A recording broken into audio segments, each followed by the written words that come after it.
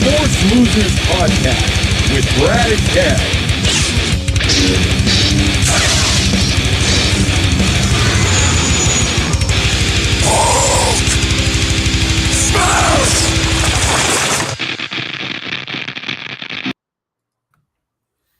Hey. I wonder how long it's going to take for people to look at the intro and realize there's a little clip of you chugging strawberry syrup. Well, there's right milk out of the. There was milk in the bottle. There was milk in the bottle. I'm you're not a fucking animal. chugging strawberry milk right out of the syrup container. You're damn right I was. And I'm just waiting. I'm just waiting. I mean, I kind of put it like in the middle there, didn't I? Yeah. I kind of made it to where it's like it appears and it's in your face. Because every time I see it, it takes me back to that show. And I'm like, I remember I was vexed for like a solid 30 seconds that you were raw dogging strawberry milk straight out of the syrup container. Yeah. I mean, honestly, it's one of your top 10 moments. Yeah. I mean, thought so. Come on. So how the hell have you been, buddy? Sick. I don't know where my wife got it, but my wife got an upper respiratory infection and she gave it to me and the daughter. Oh yes. Yeah. And then work, because say no more. High 90s, and working outside in high 90s is not to go down like the banal route of like talking about the weather. How's the weather?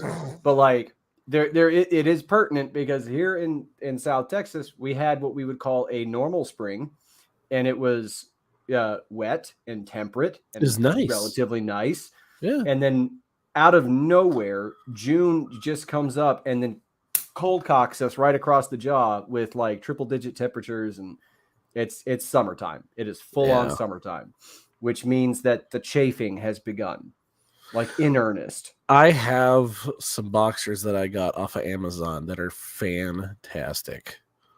They're long. They grip your thighs so they don't ride up, and they're silky, so you don't even feel like you're wearing anything. And they got like a little pouch on the front. It's nice, man. You're having a Flanders moment? Nothing at all. Nothing at all. Yes. Stupid sexy Flanders. No, it's Chafe City, buddy. I'm like, only I can start forest fires. I'm telling you, it's been rough. It's been rough. And then the thing that is most vexing, right? Like, I don't leave the house without an ample supply of water. Like anyone who's seen the show knows that nearly every show today I'm rocking a Monster, but normally I have a comically large container of H2O.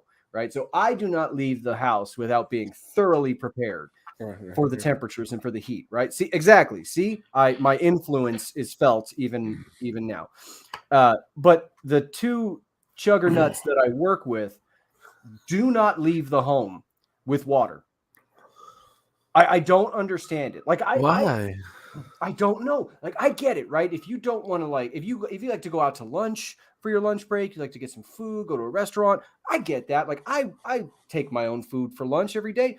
Like, I understand that. That's normal. But in South Texas, working a job that is predominantly outdoors, you're not carrying water? Yeah, like even I remember when we worked together, in the front passenger seat of my truck, I had a cooler that sat in between the dash and the front seat, and once a week I would get a big thing of water and I would get a thing of ice, and that cooler would last me the week.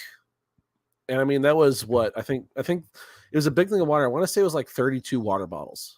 Yeah. I don't and get that was 5 days. That was 5 days worth of water. I do not understand it. I do not. Hey, what's up?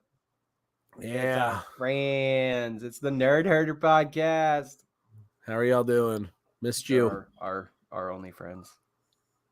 We have other friends. Yeah, it's so nice of them to let us set up our podcasting equipment in the back room, right? Yeah. They even let us decorate, man. They let us decorate our dog crates and everything. It's so nice now. I mean, like, you can hardly even feel the chains anymore.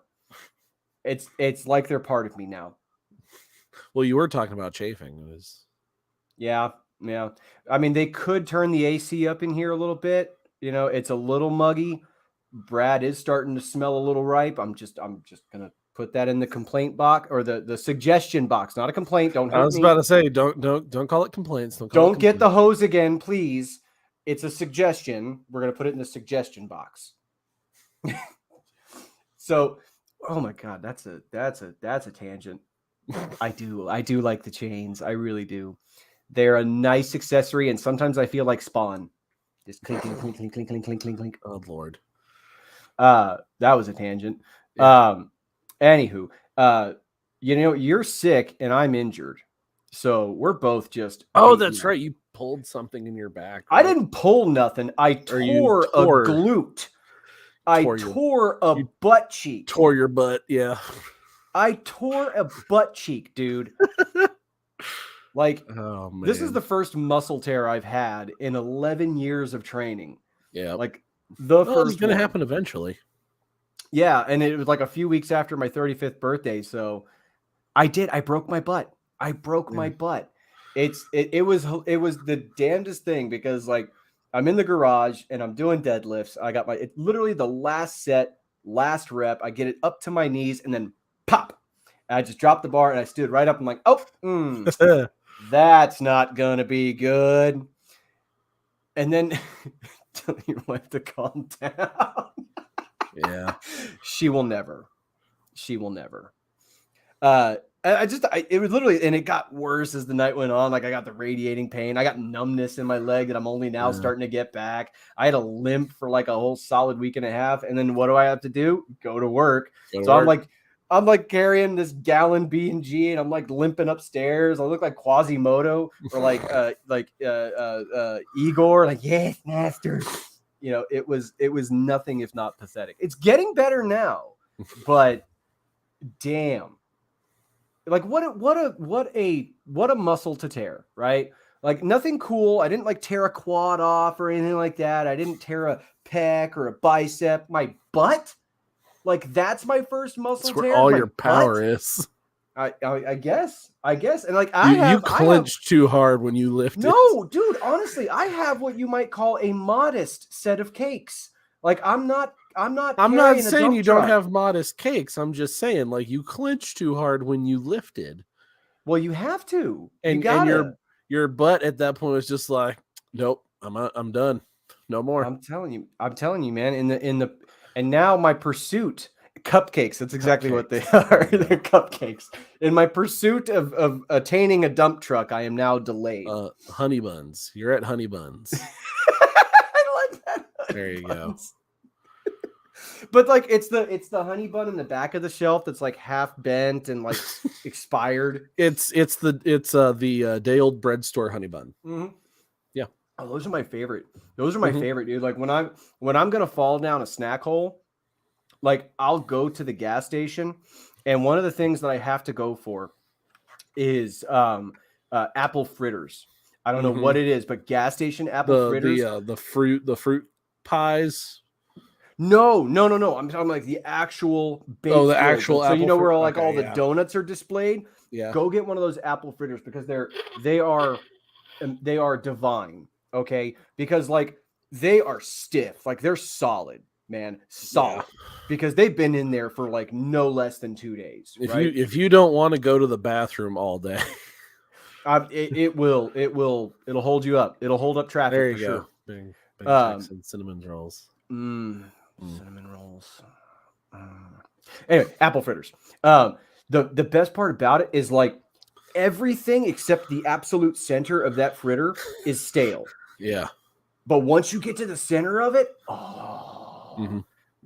I'm telling you, I have without an ounce of shame, walked out of a 7-Eleven with one of those little baggies where you're supposed to put a single fritter in with like 4 of them.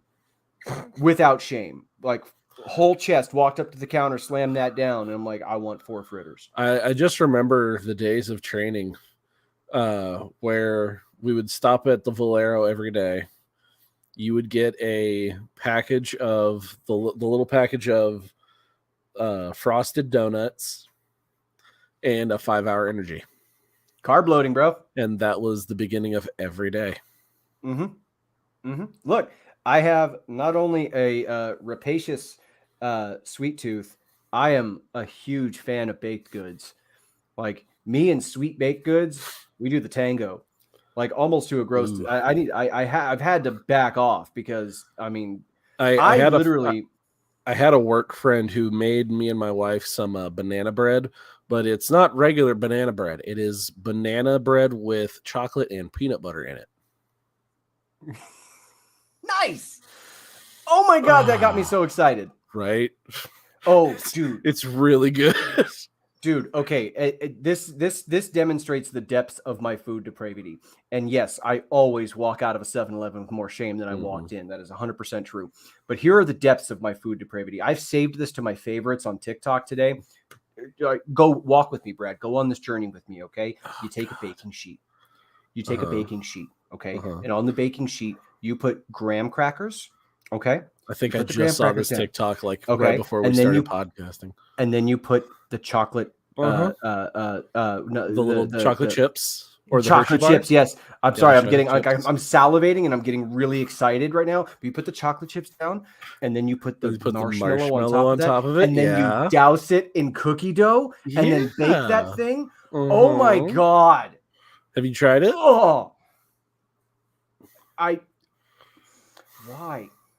why does this come across my TikTok feed? Why? Because like I am a depraved food maniac, okay, especially junk foods and sweets. Like you have that food neophobia where you don't want to try anything that's real, but anything that's junk, you're like, ooh, all in, deep end, buddy, all in, like head first. Like no I can't make you any like chicken parmesan or anything like that. But if I make something that's desserty, you're all over it. I will marry you. I will marry you. I will bed you that night. Well, we're already heterosexual life partners. I mean, you make the right baked goods, and it's gonna evolve a little more than that. Because I'm like, hey dog, you give me baked goods, and I'm your friend for life. That's fair. I make Reese's cupcakes. Okay, after the show's over, you're gonna give me that recipe. You're gonna give me that recipe. Okay. And then when the camera's off and everything's done, I'm going to take that recipe and I'm going to do untoward, unspeakable things, demonic things to it. Okay.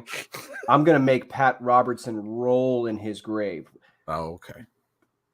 Which is funny for a guy that was, so pro-life. He just died suddenly. Yeah. Weird. I hope he died screaming. Suck it, YouTube. Baking with the Force loses. You know what though? But that has a double meaning, though, doesn't it? It does. That has a double meaning. But for the good meaning, that could actually be something. The Force losers, like I just make desserts and you eat them. Like that's the Patreon right there. Again, it's really odd being a food neophobic, right? I have been doing an exceptional amount of cooking lately. Because I've been helping my wife meal prep. Yeah. So I've been making her food. And so far, dude, I have made enchiladas, orange chicken. I did just meatloaf. Everything that you'll never eat. Exactly. And it's funny, dude, because like when I'm making it and I'm cooking, I'm like, I hope I did right. I'm not going to taste test it. I can't verify if it's good. So I have to wait till the wife comes home from work. And then I'm like sitting at the edge of the table. I'm like, try it out. Right. Is it good? Right. I mean, it's been fun. I actually really like cooking. Yeah. Even though I'm not ever going to eat it for my own baking. Yes. Like the whole video for the Patreon is just going to be like all smoky. It's going to be hard to see like half the ingredients that go into whatever I'm making. You don't need to worry about that. Let me worry about that. Oh, okay. Yeah, don't worry about it. I mean, most of it will probably be expired because that's how we rock in this house. We have a lot of expired food in here. Hey, it comes through the wife's work. It comes through her work. She gets expired food. They can't sell it, so we just take it home and we roll the dice with it. I mean, that's fair. Yeah. Times is tough out here, man. Yeah. Groceries, man. Okay, let's actually steer this boat in its proper direction. All right. This is the way. Or at least, or attempt to follow the way. If we deviate, we'll just bathe in the living waters, right? I want to go down there, and I want to want to see. I'm about to say I want to ride a mythosaur. You know what though? Oh, God, we would be the idiots that tried. We would be, and then it would like reject me roundly, and then I would just go back down there and sock it. You know, give it the old 1-2. Like swim up to it and just. Yeah. You remember in Batman Forever when the Riddler tries to punch that security guard? Yeah, it'd be like that.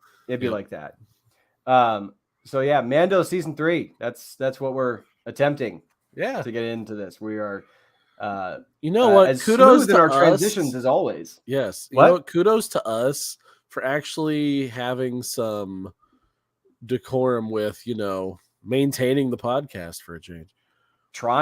We're attempting. It was funny because before we came on, I asked Brad, I was like, did you watch Mando season 3 in preparation for this? And we were both like, no. Yeah, we know what happens. Like, I watched it twice, so I'm not like Yeah. unfamiliar, but like usually we prep for this stuff, but yeah, here we are. Let's get into it. We'll start with our overall thoughts. So what were your overall thoughts on season 3? I like it, but the only thing I will say that like it's not like a bad thing or anything, but like I feel like the way it ended, it almost feels like they're ending the Mandalorian to like kind of like they'll still bring him into like other shows, but it almost feels like he's settled down in this little shack and like he's off doing his own thing now. Yeah. Screw it. We'll just jump ahead. I'm fine. I'm fine with it. I'm fine with it. I mean, like, obviously, the Mandalorian's going to continue. They're not. Well, yeah. It's going to, right? Like, we all know this, but I like how they ended it because if you recall, like before the last couple of episodes, especially after the second to last, right? Mm-hmm. The spies. Everyone was abuzz with like who's gonna betray who's gonna. It was like constant, like the armor is suspect and Axe Woves is suspect and all of this, and then none of that happened. It was about as straightforward: good guys, bad guys, no gray areas, no subterfuge. Good guys win. Mando and Grogu get a happy ending, and like. And here's my genuine reaction the first time I saw the last episode. I didn't trust it. For a minute, I was like, wait. They're going to come out with another episode and something bad's going to happen.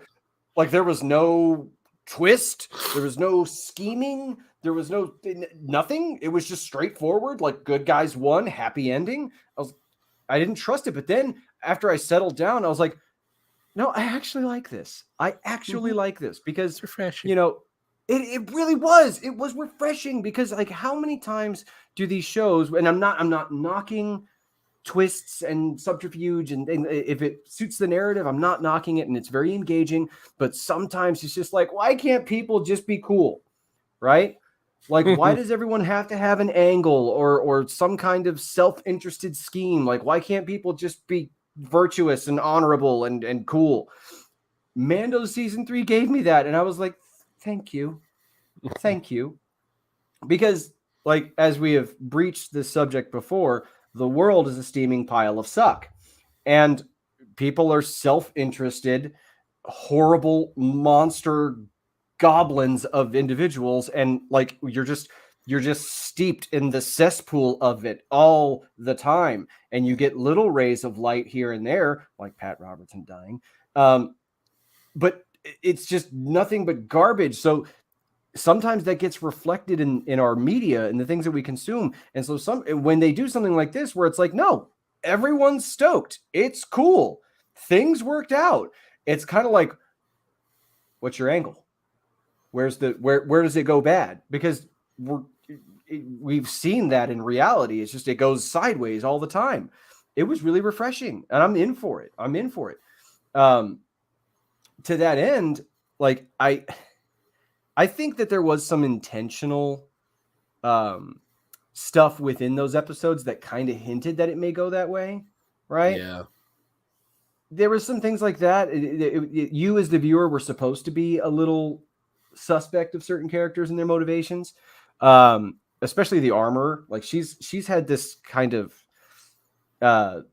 sus energy for a while now, right? Ever since I think Book of Boba Fett, when she was so quick to just cast out Din.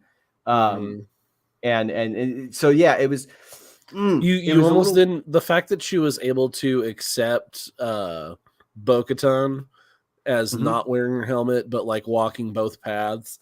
It was like the fact that she was able to accept that so quickly. I was like, it was a little weird, right? And that's because, right, I think my own feelings around the Children of the Watch permeated my my view of those interactions, because I'm automatically distrusting of religious institutions and religion in general. I'm not a believer myself, so that kind of strict adherence inherently rubs me the wrong way. I'm really, just me as a person, I'm into individual liberty and freedom.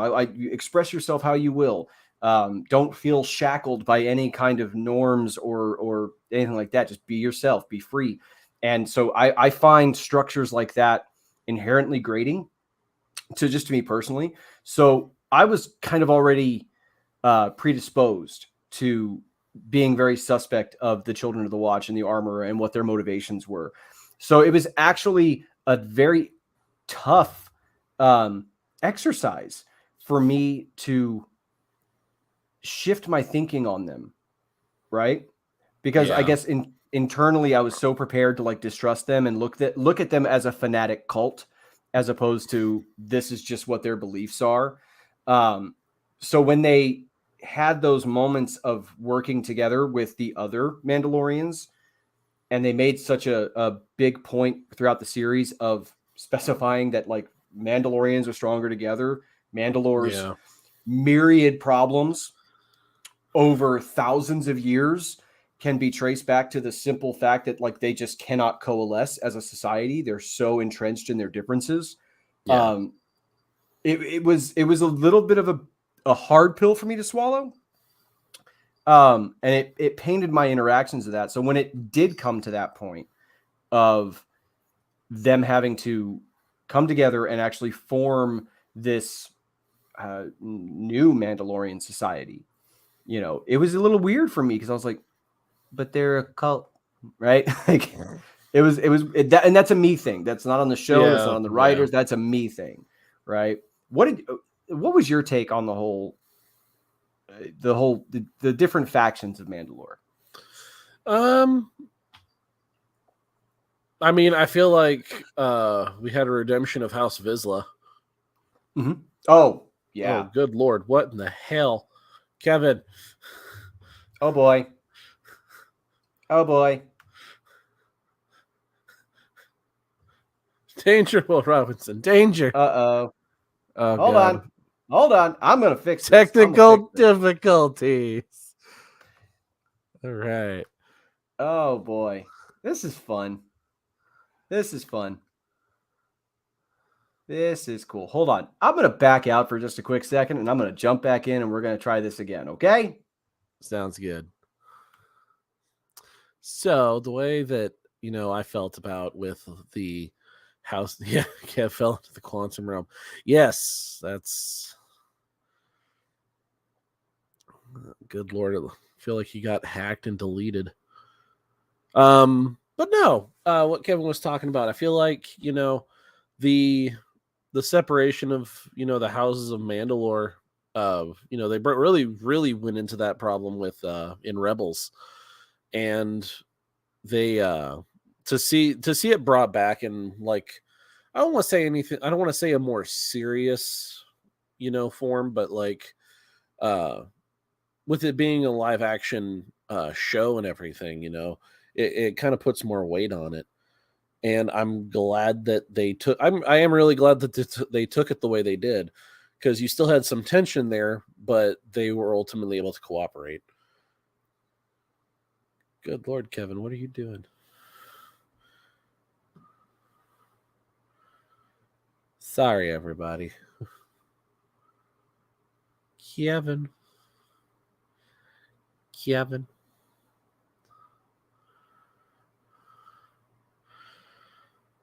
So how are y'all doing over at Nerd Herder?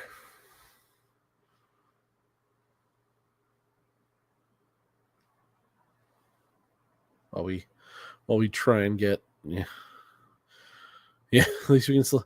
Oh wait, hey, Just like magic, I'm back. Okay. Did you touch your camera? No, I did nothing. I did nothing. This was just the universe being like, oh God, these guys are back. Yeah. Kill it. So, okay, fill me in. What did I miss? No, I was talking about how they really brought the separation of the houses of Mandalore in light to like in Rebels. You really saw a lot of that struggle. And then I said that I was glad that they put it in a more like I don't want to say a more serious form of media, but like in a live action form. And then that they were able to. I'm happy with the direction they took it, where like you saw some tension between the two groups, but at the same time they were able to like set that aside for Mandalore. For the sake of fighting for their homeworld. Of course, and that it goes back to one of the things I was really stoked on was that there were Mandalorians that were still on Mandalore. Yes. Like, that threw me through a loop. That was intense for me. That was an intense realization that like, no, it's been decades. And these Mandalorians have been there just eking it out because like they're I mean, overall, man, like what I love about season 3 and the focus on Mandalore and Mandalorians is that it has taken them from their beginnings of Boba Fett, this guy in cool armor for Empire Strikes Back, and grown into this like very interesting, vibrant, and complex society with like really tragic circumstances. Yeah. Like, I mean, they got it from every angle. I mean, the Separatists, the Republic, the Empire. I mean, their own factious tendencies. Yeah. It's funny because here I'm gonna go down a real deep tangent here, but I'm reading a book about the Constitutional Convention, right? And I saw your eyes glass over, but just bear with me. Me? Yes, I saw your eyes glass over. Just bear with me. I was just I'm thirsty. There is a point to this, I promise. There was a passage in which James Madison, was talking about essentially the dangers of a factious society, right? Because the end point of those factions is that, like, as an individual can be swayed by honor or virtue, or the general desire to do the right thing. But factions can then, over time, become so convinced of the righteousness of their cause that they will abandon all of their stated principles, all of their stated goals, and how they intend to go about doing them. They will use any means to justify their actions because they are so entrenched in the righteousness of their cause. And you see that not only in our reality, but you see that throughout the 3 seasons of The Mandalorian and even a little bit of the Book of Boba Fett, in how they make a huge point in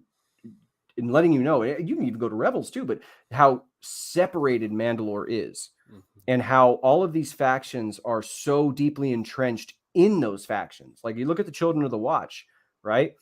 Children of the Watch season 1 would never have teamed up with Bo-Katan and the other Mandalorian mercenaries. Never. No, that would never been a thing. It would have come to it would have been a fight on sight, right? But in that way, it's actually a really interesting commentary on the fact that, like, hey, there's benefit in learning how to work with the other factions. Now, there's practical concerns about that. I mean, sure. both sides have to bend a little bit, right? Like the Children of the Watch are just going to have to get used to Mandalorians walking around helmetless. Okay. You're just going to have to get used to it. Which is actually really interesting. Now that they're on Mandalore and the living waters are right there, how strict are they going to be about the no helmet? Could you just take off your helmet and be like, all right, gotta go bathe in the waters? Yeah. Like how strict is that rule now? You know? But I'm going to circle back to what you said before I fell into the quantum realm. The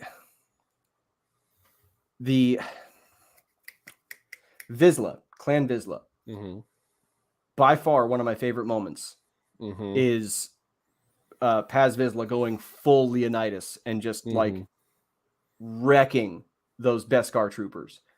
That is literally one of my favorite moments of the entire season. I mean, that's the action movie kid in me, right? I'm gonna go gaga over a scene of someone just wrecking house, and a valiant death. I was about to say, even in his valiant death, like he took down two or three of the guys carrying the blades. Oh no, he didn't take out any of the Praetorian guards. Oh, okay.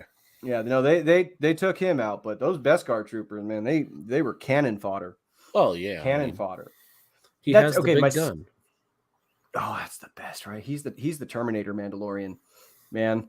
I mean, again, one of my favorite parts of that scene is just the barrel overheating because my mind instantly went to Battlefront. I'm like, you gotta let it recharge, bro. You got to hit B, bro. You gotta hit B. Like, what was your favorite moment in all of season 3? Jack Black and Lizzo. Fucking freaking having that States party. I love the fact that like they decided to make Jack Black a previous Imperial officer. You have to think about like what was he like as an Imperial officer, right? You think he was walking through the corridors of a Star Destroyer doing like the scat thing he does, like like I don't play video games no more. He was on the command deck of an Imperial cruiser singing. YouTube, sorry, but do you think he was on the bridge of an Imperial cruiser singing "Fuck Her Gently"? Where was he during Project Cinder? That's what I want to know. I gotta know. I have to know. How does that happen?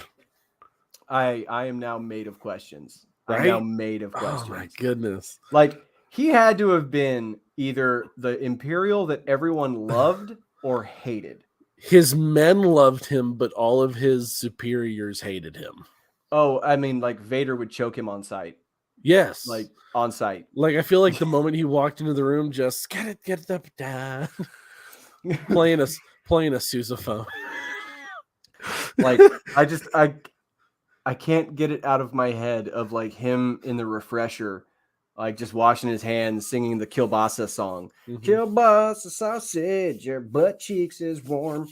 Like the guy who made the Tenacious D record is now canon in Star Wars. Yes. So now Tenacious D is canon in Star Wars. Yes.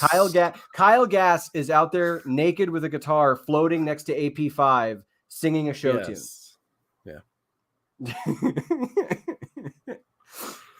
like man, that was just one of those heartwarming things that I was like, No, and then not only that, Christopher Lloyd was a Dooku stan. Like, okay, anytime you give Christopher Lloyd anything to do, I'm in. Like, I've got such a soft spot for Christopher Lloyd because of my youth and growing up with Back to the Future. Yes, that's right. Like he's forever Doc Brown. But you know what? And like as sad as it is, I forgot that Doc Brown was in that episode too. They just had everyone in that thing. That was a cameo rich episode for sure. Yeah, for sure. And I liked the plot. It was like a real fun, like it's like a cop movie, right? Yeah. It's literally what it was. It was like a cop movie. It was a fun cop movie. Grogu's dad and Boozy Aunt had to go and solve a crime. Exactly. And then like I really did like Christopher Lloyd's character's like monologue at the end, because my favorite part is he gets shut down right before he's about to name drop Anakin Skywalker. I know, right? Like he's this close to name dropping Anakin and he gets shut down, right? But how much of that episode do you think was improvised? Oh, I don't even want to imagine what it's like trying to wrangle Jack Black in on a set, right? Because like I have to appreciate how Jack Black played it, right? He did play it like scripted, right? Yeah, but he played it very Jack Black. Yes, like he was like, as far as like an Imperial officer went, he was very serious and like very punctual. He could like hold himself in that stature. But then, like, there was always those undertones of like, Jack Black being Jack Black. Exactly, because like when you hire him, what do you expect? Exactly. Like, do you expect him to start quoting Shakespeare? No. It's Jack Black. He's going to give you Jack Black, right? But that's the thing, right? Like you. Sometimes I think we get so invested in like how seriously we look at these shows, that we lose sight of the fact that Star Wars tends to be inherently silly. And when it does inherently silly things, sometimes we're just like, what? And then you have to remind yourself like, hey, man, there's a real good chance you fell in love with this stuff when you were a kid. Try to think about it from that angle. And maybe you won't rage tweet about Jack Black being Jack Black or Lizzo being in the show, right? Who cares? Because Lizzo's amazing, and I will say, like Lizzo being Lizzo, I was happy with her performance. Sure, I mean she played it very well. Yeah, I mean, and again, it's Star Wars. It's not. I mean, this isn't the West Wing, right? Yeah. Like, there's no Academy Award winning performances here. It's Star Wars. Have fun with it. You're supposed to have fun. There's a reason that Ewoks and Gungans were introduced into the universe. Yeah, exactly. They're literally there to pander to kids that were the age of us when we watched these things. Exactly. And then, speaking of Gungans, Ahmed Best had by far one of the most badass moments in The Mandalorian Season 3. Keller and Beck, the bladed hand. Oh, yeah. Yeah. I mean, come on, right? For years, we've all been talking about who got Grogu out of the temple. How did he survive Order 66? And who was it? Keller and Beck, the bladed hand. And come on, dude. I mean, it was literally that when that happened, the audible gasp that came out, I was like, right? Because think about it, right? This is a character that was created for a game show set in the Star Wars universe, like for kids. And he just got some serious respect. Oh, yeah. Like that was the thing that got spoiled for me because I was on TikTok. And like it came across in TikTok and it was like the guy who voiced Jar Jar just got redeemed, and it shows like a scene where he's fighting his way out of the temple with Grogu behind him. And I was like, that's awesome. Yeah, and I hate that narrative that he got redeemed. Ahmed Best does not need redemption. None whatsoever. That Jar Jar was not his fault. I mean, look, fair. You want to have that discussion? Fair. Jar Jar was not his fault. That was George Lucas's idea. Yeah. If you don't like Jar Jar, take it up with the big guy, okay? He's the guy that gave it to us. Ahmed Best showed up on set for episode 1, 2, and 3 and did his job. And he did it well, right? Because there's a whole generation of people our age that grew up with Jar Jar and have very fond connections with that character. I know you don't. I know you're an outlier. I get it. But the idea that you've already brought me solace when it comes to Jar Jar. I already know what happens to him. It makes me happy. Oh, that's on you. That's totally on you.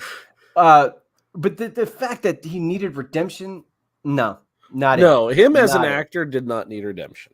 No. And personally, this is just my personal want and my desire. And we've talked about this before after Obi-Wan. I think they should do a show about the path Jedi getting other Jedi to safety and younglings to safety. Yeah. You give us Keller and Beck because Ahmed Best deserves that. Reva, Quinlan Voss, you got yourself a hell of a show. Oh, yeah. I'm just saying, Lucasfilm, I know you're not listening to this, like nobody listens to this, but if you're going to take my advice on anything, Keller and Beck, Reva, Quinlan Voss, get on it. And if you have Quinlan Voss, I mean, we can always see Saj Ventress. She's dead, bro. Well, I know at this point, but if you're doing a show about the past. She died before the end of the Clone Wars, bro. Did she? Yes, Dark Disciple. She's dead. Believe me, I'm not happy about it either. I thought she had this whole thing with Quinlan Voss. She did. It's in the dark. It's a book. You can read it. Don't even shake your head at me like. Don't even shake your head at me like you can't read. You can read. I can't read. You can read. No, I can't. Yeah, and if you're gonna read one of the books, Dark Disciple is absolutely one of them. Yeah. Even an audiobook, man. Just put the headphone in and come on. No, I refuse to.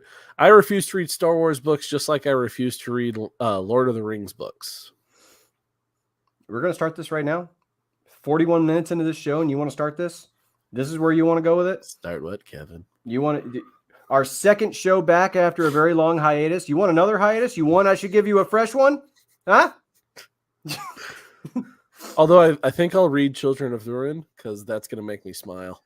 No, it won't. It won't. Well, no, think about all those little bastards that they deserve it. Yeah, you might actually read that and walk away smiling. You would. Okay. Can we talk about All right, so one of the most delightful moments of Mando season 3. One of the most delightful, Grogu in his mech suit. In IGN, yeah, or IG, yes. No. Yes. Oh my God. I like adorable. Dude, seriously, I was the only time I could watch these shows when they were premiering was on my lunch break, right? And when that happened, I'm sitting in my truck and I'm eating my food and I'm like giggling, right? Just because I'm giddy with it. I'm like spitting chicken out. I'm like, like that was just one of the most delightful moments. Okay. Because like, let's not kid around. If you were given access to a mech suit, you'd be going just as ham as Grogu was going. Oh, absolutely. 100%. More so. 100%. I just like the fact that like he steps away from Din.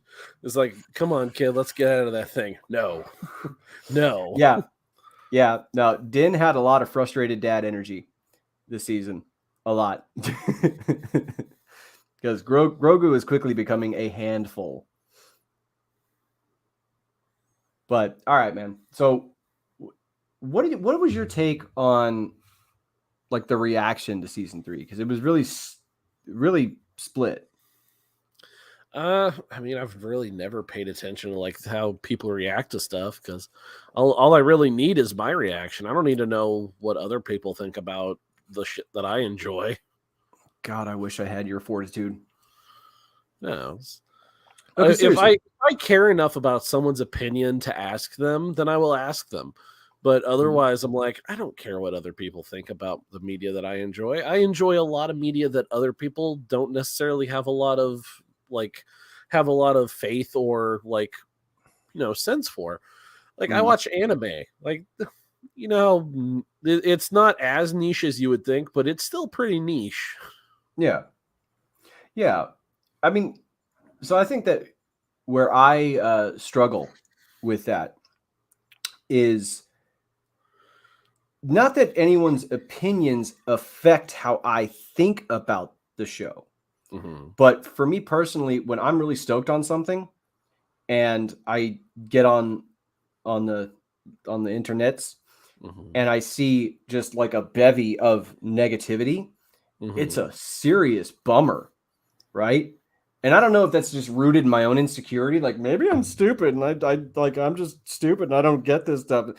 Maybe that's it, but it is a bummer. But I think more than that, I found this with Mando season 3. I found it very frustrating because online, these things take the form of a debate, right? Because like with Star Wars, it's only a matter of time before like half the fandom just turns on you, right? Mhm. Like you're gonna have a couple of good things, and then before you know it, you're gonna do something that's just a little different, and then half the fandom just just turns Yeah. on you like that. But the thing that I find ultimately frustrating is how it's framed as a debate, right? Yeah. So you see the discourse, and it's framed as a debate as if we're discussing anything empirical or objective, Yeah, right? it's because the people who have the opinion that it's bad have to prove that it's bad. Which is ridiculous. Yes. Which is ridiculous. Like, because like a conversation about something goes like, well, I really enjoyed this. It didn't do it for me. And then you discuss these things, right? Yeah. The folly is when you frame it as if you're discussing something that can be measured or Yeah. something that can be As if it's concrete or exactly. There's nothing. It's yeah. this is subjective. It's all subjective, right? Yeah, and granted, it's a weird online phenomena, right? You put something out there, and you can do it on any of the social media platforms, and you say, "Hey, I liked this thing, and this is why I really liked this thing." Invariably, you're going to get someone in the comments being like, "You're an idiot. You should die." It's all Right? wrong. It's all wrong. George Lucas is going to buy it back one day. You'll see. And like that's just I chalk that up to like, all right, man, have fun with your delusions, right? And even if people have like a slightly just like, I didn't do it for me, right? Or and they list why, cool, respect it, and I move on, right? But this time around with Mando season 3, it was weird because like season 1 and 2 were so like everyone was like, yeah, this is it, this is great, and to my mind's eye, season 3 didn't do anything different than 1 or 2. I mean, it had the silly episode with Jack Black and Lizzo, which I mean that can catch some flack. We've come a long way from like the Din Djarin who's letting people bounties know I can bring you in hot or I can bring you in cold. Yeah. We've come a long way from that Din Djarin to like the Din Djarin now. There's the Din Djarin who he went from always refusing to take off his helmet, and now it's kind of like he's done it a few times, and he just hit the reset button, and now everything's all good again. See, that's fair. That's fair, Yeah. right? I mean, obviously, the practical thing around that, or the practical reason that he didn't take his helmet off in the season, because Pedro Pascal was not on set. Like he was not there. He was doing The Last of Us and other stuff. Like he just did the ADR. He lent his voice to it, right? Mm-hmm. Fair, but. And again, I think this loops back to what we were talking about with the Children of the Watch, and like in the sense that are they fundamentalist with their beliefs? Yes. And Din is part of that. He was raised in that. And yes, he took his helmet off because he didn't know if he was going to see Grogu again, and he wanted him to see his face, right? That's his boy. That's his kid, right? His 50-year-old child. Yeah. But like now that Grogu's back with him, he's seen his face. He doesn't really need to take it off, right? And not only that, like Grogu is now a part of that Mandalorian culture. Yeah. So I mean, when you look at it like that, it does make a little more sense. I can understand how people would view that as like a regression, because I was in that camp when he took the helmet off and he kind of gave the how do you do to that, fundamentalist religious belief. I was the one being like, hell yeah, man, do you. So I'm totally sympathetic to that. But when you take the expanded view, it does make sense. Maybe that's just me jumping through logical hoops to make it make sense. I don't know. But, I could definitely see that argument. I mean, as far as him going from that, super badass bounty hunter, he's a dad now. You ought to know all about that. Come on. Yeah. If anyone should relate to Din Djarin, it ain't me, buddy. It's you. My daughter's recently started asking to if we could play Barbies with her. Hell yeah. You absolutely no, I do. can. Yeah. Hell yeah. It's like for the first time in my life I've played with Barbies like, what was it, 2 days ago? Yeah. Yeah. Look, you know what? When it comes to things like that, again, I go back to the principle of like, you were a kid once, right? And you grew up, but that kid is still there, right? That kid is still there.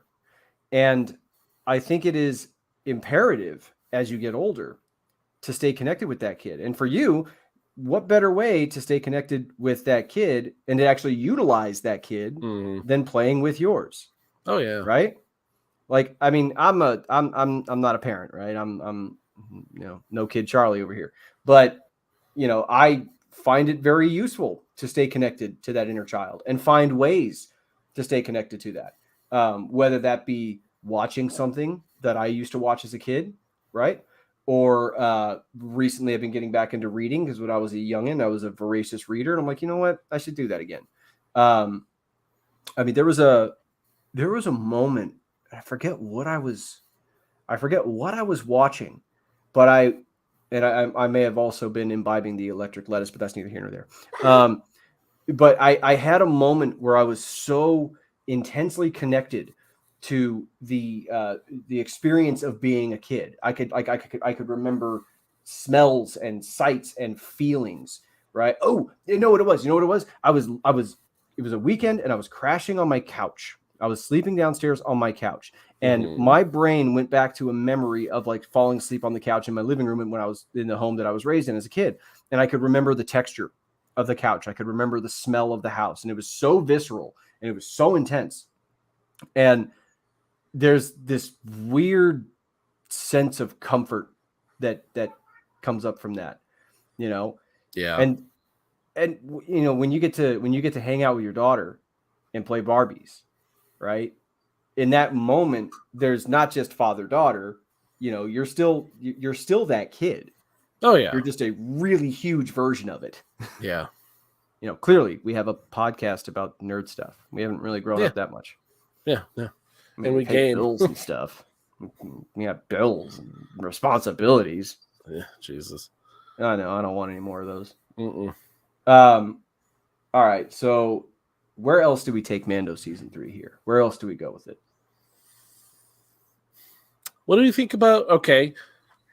What do you think about the future of the Mandalorian? I think it's far more interconnected than it already has been. Right. Book of Boba Fett, I think, threw people for a loop because it was very clearly connected to all the events in The Mandalorian. Yeah. So I think that's the future. I mean, obviously we've got Ahsoka coming in August, and with Mando season 3, who shows up at that bar on Adelphi? Who's there? Garazeb Aurelios, right? Yeah, that's right. That's right. And you got Ahsoka coming, and we've got Sabine and Hera and Chopper, and obviously Ezra. It's this is a continued Filoni is obviously getting to Thrawn. And so Filoni's obviously getting to go back into that sandbox and pull some of those threads that he left with the end of Rebels. So I think the future of the Mandoverse is a Mandoverse. It's going to be far more connected. I heard something today that the pirate from Mando season 3, not Gorian Shard, not the weird Christmas tree looking guy, but I was gonna say he looked like that giant plant from Scary Movie 2 that smoked Shorty. yeah, exactly. The Little Shop of Horrors pirate. Yeah. But the other guy, Vane, I think his name the was one who escaped. Yeah. Yeah, I heard a rumor that he's going to be in Skeleton Crew, the other show that's coming out pretty soon. So this is, I mean, obviously we know that all of this is culminating in a movie that Dave Filoni is getting. Yeah. So, I mean, obviously this is all going to be far more interconnected. Well, and have you seen the new Ahsoka trailer? Oh, yes, I have. At the very end, when she's talking about Thrawn, doesn't she name drop the book, Heir to the Empire? Yes. Yeah. Yes. So, I mean, obviously the speculation is that the Filoni film is going to be a canonized version of Heir to the Empire. I don't know. I'm not invested in that. again, I mean, for me, I threw expectations out the window a long time ago. I don't go into any of these things with expectations, but I could see them pulling elements from Heir to the Empire. So I don't. It's one of two possibilities. Either yes, they're going to be pulling elements from Heir to the Empire for Filoni's movie, or he's just tipping the hat to old Timothy Zahn, because Timothy Zahn with Heir to the Empire quite literally helped keep Star Wars alive during the dark times. So it could be one of those things. It wouldn't surprise me if Mando pops in with Ahsoka. No, it wouldn't surprise me. It wouldn't surprise me either, especially like if for some reason Ahsoka needs to like borrow Grogu, or if she needs to borrow a bounty hunter. Yeah, I don't know. I mean, it could, and it wouldn't surprise me, and it wouldn't bother me, because obviously this is all connected. They're all building towards something bigger. My desire, and this is a personal thing, is if they're going to involve the original trilogy characters in these events, which I'm not sure how you don't. If these are like large scale galactic events that have major consequences, I don't really see how you don't involve Luke or Leia or Han. Well, maybe not Han. Maybe Han's got other things to do. But at least Luke and Leia. I would prefer that they just recast them. I would prefer that. I appreciate the CGI. I appreciate the effort that goes into that. And look, I mean, it does scratch a very particular itch. But I just think that if you're going to introduce these characters, these old characters, into this new medium and this new story, give it to an actor. Let an actor do their job. The guy that double Luke Skywalker for Book of Boba Fett, he's a spitting image. I mean, spitting image. Yeah. He looks like a Luke Skywalker who's older than Return of the Jedi. Yeah. But, and the audiences will believe it, man. Yeah. We'll buy it. It doesn't have to be Mark Hamill. We can buy that somebody else can play the character of Luke Skywalker. Yeah. But I mean, as far as what I want from Mando, like Mando specifically moving forward, I would like to see the progression on Mandalore. I would like to see that progression. I don't know if it's essential. I mean, obviously I want more Bo-Katan, right? I mean, Katie Sackhoff and Bo-Katan was the real scene stealer of season 3. And I'm upset that with 3 minutes to go in the episode, we did not even broach the subject of Bo-Katan. And I am sorry. She's busy off at Mandalore. The thing that kind of vexed me was that Din didn't decide to stay on Mandalore with his people. He didn't decide to stay at the Great Forge or anything. He decided to go to Navarro, and he took up the offer for some land. He built himself a little house, and he chose to live his life as a bounty hunter. Yeah, and there's a purpose for that though, because it's part of Grogu's growth into their culture. Yeah, into their culture. Right? Well, yeah, that's right. He's become an apprentice. Essentially, yeah. It's like a Jedi choosing a Padawan. Now they go off into the galaxy and they have their. Oh no, it wasn't. I thought Din was talking about it's it's like a family right thing, where he has to learn his father's trade. Yes, and he's got to earn his stripes essentially as a Mandalorian. So it makes sense, right? And obviously he's going to double back to Mandalore at some point. He didn't help retake Mandalore to just never go back. Yeah. Come on. And I obviously Mandalore is going to play a role in the overall story arc as pertains to Thrawn and the Heir to the Empire stuff. They're obviously going to play a role in that. Well, because you don't have a people like Mandalorians and not if there's war, or is there something if you're not going to disinclude the people whose religion is literally war. Yeah, and you're not going to have a character as badass as Bo-Katan and not utilize her in some way, shape, or form. Let's see how Sabine does in Ahsoka. We might. I can't wait to see Sabine. I can't mm. wait to see Sabine. And she's got Ezra's glow stick, which is that in the Ahsoka trailer, she's carrying Ezra's lightsaber. Is she? Yeah, Ezra didn't take his lightsaber when he zoomed off with the Purgle. No, I know. He left it with her because he couldn't enter Thrawn's battleship without being armed. Yeah. I didn't notice that she was holding it though. Oh yeah. Oh, she's got it. Check it out again. Well, let me ask you this, but what do you think about the Darksaber getting destroyed?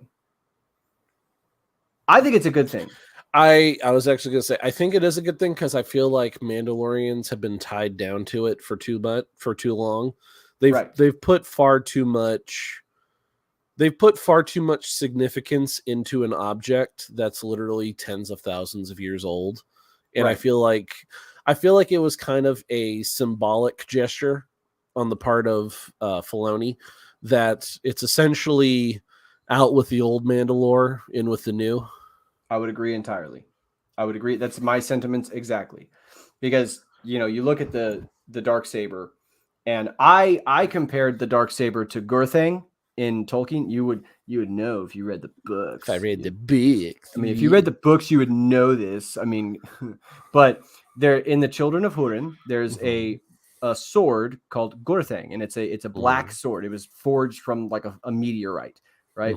And wherever this sword goes, or wherever Turambar goes, it's woe. Everywhere he goes, it's just it goes sideways on him. And at the end of the book, he ends up killing himself with Gurthang. Because the thing about Gurthang is, if it tasted someone's blood, it would kill them. It would ultimately. That's right. You were talking about that possibly being the sword that the kid found in Rings of Power. Right. Which we'll get into that next time, but that was way off. But the Darksaber gave me those vibes because everywhere the Darksaber goes, woe follows. Like it's just the shenanigans ensue.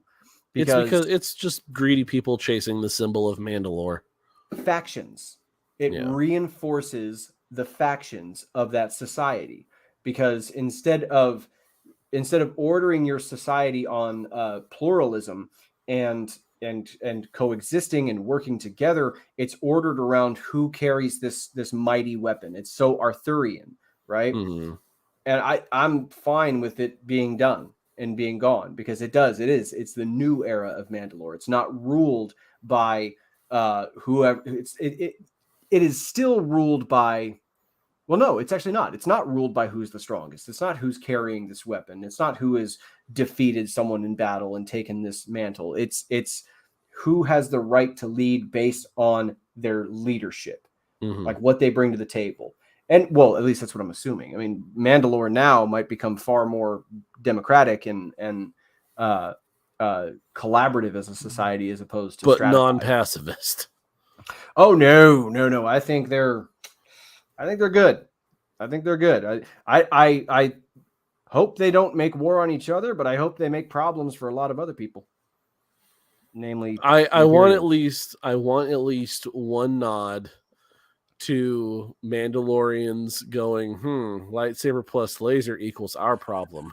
Lightsaber plus ballistic weapons equals their problem. Yeah. I want to see a Sith Lord take some shrapnel to the face. Let me ask you this. And we're going to have some speculation here for a minute. Okay. Right? Because we didn't give Bo-Katan enough love, so we're going to give her some love right now.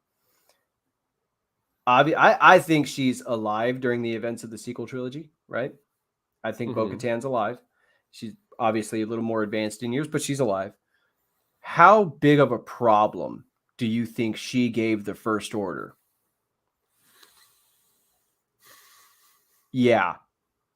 I see that smile. How, like Bo-Katan specifically, or how much problems would she make for the First Order with Mandalore? Exactly, with Mandalore. Right. With Mandalore. Oh yeah. I want to see.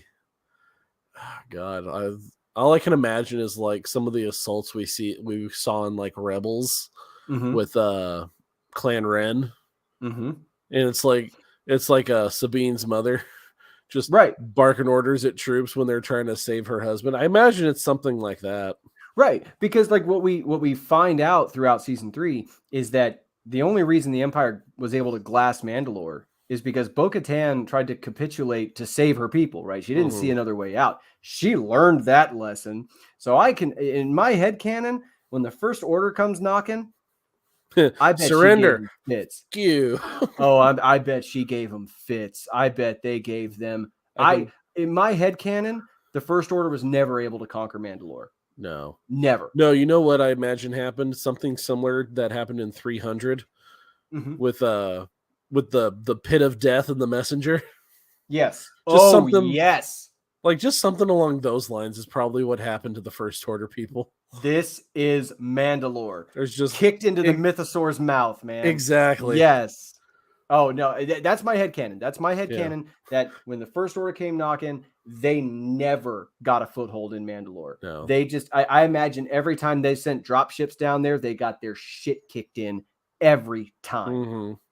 Because you know what? It's Bo-Katan, and of course she did. I can just imagine Mandalorians flying in jetpacks. Like they didn't even they would go and take care of the shuttles as just flying around in their armor. They didn't even bother getting in their starships. Yeah. Yeah. Exactly. They took bets on who could take out more transports. Oh yeah. In fact, I think it'd be funny. I think it'd be funny if the Supreme Leader Kylo Ren tried to go and help out with the effort on Mandalore. Oh God. He just got Draxed, and then sent back, and it's like, well, you know what? Screw this. I'm gonna go find a Wayfinder. Like that's my headcanon. That's my headcanon. Imagine if Hux went down himself. Oh no, he would have gotten they would have sent his head back.